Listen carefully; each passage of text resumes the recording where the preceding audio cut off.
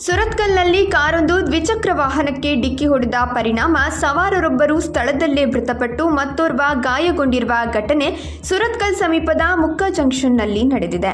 ಚೇಳಯೂರು ನಿವಾಸಿ ಕರುಣಾಕರ ಶೆಟ್ಟಿ ಮೃತ ದುರ್ದೈವಿ. ವಿಶ್ವನಾಥ ಗಾಯಗೊಂಡ ಬಾಲಕನಾಗಿದ್ದಾನೆ. ಕರುಣಾಕರ ಶೆಟ್ಟಿಯವರು ಮುಖದಲ್ಲಿನ ಅಂಗಡಿ ಮುಚ್ಚಿ ಹಾಲಿಗೆ ಬಂದಿದ್ದ ವಿಶ್ವನಾಥ ಎಂಬ ಬಾಲಕನನ್ನ ಕುಳ್ಳಿರಿಸಿಕೊಂಡು ರಾಷ್ಟ್ರೀಯ ಹೆದ್ದಾರಿ ದಾಟುತ್ತಿದ್ದ ಸಂದರ್ಭ ಹಳೆಯಂಗಡಿ ಕಡೆಯಿಂದ ಸುರತ್ಕಲ್ ಕಡೆ ತೆರಳುತ್ತಿದ್ದ ಕಾರು ಡಿಕ್ಕಿ ಹೊಡೆದಿದೆ ಎನ್ನಲಾಗಿದೆ. ಘಟನಾ ಸ್ಥಳಕ್ಕೆ ಮಂಗಳೂರು ಉತ್ತರ ಸಂಚಾರ ಪೊಲೀಸರು ಭೇಟಿ ನೀಡಿ ಪರಿಶೀಲನೆ ನಡೆಸಿದ್ದು, ಕಾರು ಚಾಲಕನು ಹಳೆಯ ಅಂಗಡಿ ನಿವಾಸಿ ಮೊಹಮ್ಮದ್ ತೌಫಿಕ್ ಎಂಬಾತನನ್ನ ವಶಕ್ಕೆ ಪಡೆದುಕೊಂಡಿದ್ದಾರೆ ಎಂದು ತಿಳಿದು ಬಂದಿದೆ.